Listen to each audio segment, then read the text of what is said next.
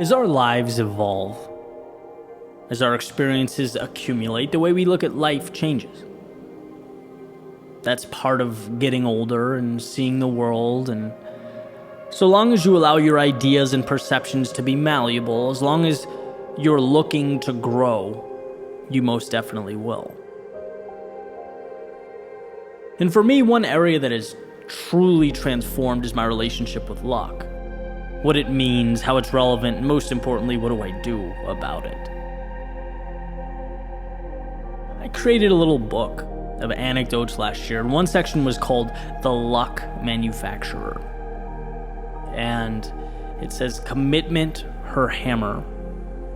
Resiliency, her nail. She manufactured luck every single day. Before most awoke and long after they were asleep, she tirelessly sketched and built and created until at last she was done. Taking a step back, she stared in awe of the luck she constructed and knew it would change her life.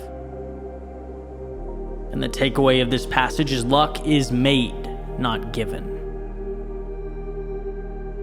And as I was making my way through these little chapters in the book again, I stopped and thought, well, wait. It's an important idea, one I believe in. It's not wrong, but also it's kind of half the story. There's a lot missing there. What I had done was essentially paint something black and white when there's a ton of gray area. No sane person completely discounts the role of luck in our lives. It plays a role, a very significant role. The question, again, is why does this matter? Well, because maybe we don't make luck like a carpenter in his shop, but catch it like a fisherman at sea. Because standing on the deck of the boat, he can't control the fish that swim into the net, but he most certainly is responsible for finding a location with good odds, for being consistent in his attempts, for mastering the craft and improving the skills. You can't control external factors, the weather, the storms, the tide, the location of the fish on that particular day, but you can control you, and that is your power. And I think the progress I've made is understanding the danger with looking at luck is something that is entirely self-made, and thinking that if you do X, you will be rewarded Y, because that's how it works. I put in the work, there's going to be an outcome. I take the boat out, I'll be having fish for dinner. But that's tricky, right? Thinking something is owed to you in any capacity, it breeds resentment. Because for whatever reason, when it's not provided, life suddenly seems unfair. It creates a scarcity mindset.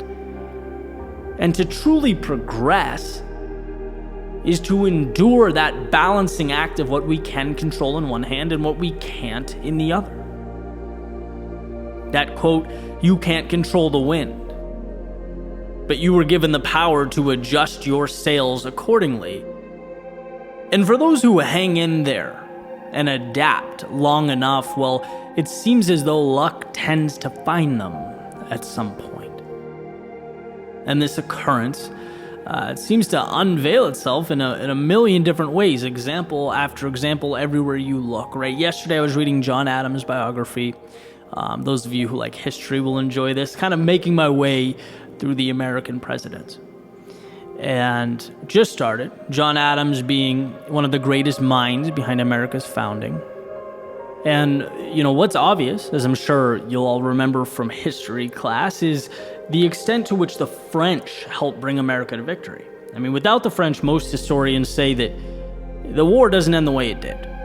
And you'll see my point here in a second, I promise. This won't be American History 101, but the idea is it's very easy to take this info in, to be an observer from the outside looking in and say, the Americans were lucky. They were lucky to have French support, to have been supplied much-needed resources. They were lucky that the French fleet arrived from the West Indies to Yorktown, Virginia, just in time to block the British in and ensure their surrender. I'd say there's certainly some luck there. But isn't that half the story? Right? How about The courage it took the founding fathers, with everything to lose, with death assured if they failed, to stand up to a king. Or colonists with no military experience to go toe-to-toe with the most powerful military in the world, to adapt and utilize the minimal resources they had, to think enough of their pursuit to travel to France to request support, to scrap together a win in Saratoga to be considered just legitimate enough to obtain some international recognition. So the idea is yes, they were lucky. But without those things, the action and persistence and self-belief and the tenacity with which they moved into that great unknown, there is no luck to be had. It's true then, it's true now. The effort never guarantees success, but the lack of it guarantees failure. You can't ensure that those fishing nets will be full after your expedition, but keeping the ship in the harbor ensures those nets will be empty. I guess that's why that period of American history is so moving to me. It's people who gave everything for an outcome that was anything but guaranteed. Planting a seed and hoping that years later others could eat the fruit. There's a pretty cool part. He's writing a letter to his wife, and he says, I must study politics and war, that our sons may have the liberty to study math and philosophy. Our sons ought to study math and philosophy, and geography, natural history, naval architecture, navigation, commerce, agriculture, in order to give their children a right to study painting, poetry, music, architecture, etc., etc. Is any of that guaranteed? Absolutely not, but nothing is. It's why progress and courage are so inseparable. Because there will be times in our lives when we fall short, when the pursuit feels in vain, when the odds are small. And yes, you have the option to look at the road in front of you and see all that you don't have, how ill-equipped, how ill-prepared, how not ready for what's to come. But you also have the option to start moving, creating, believing, preparing your net, building yourself up. Because when luck presents itself, you'll be as ready as you can possibly be.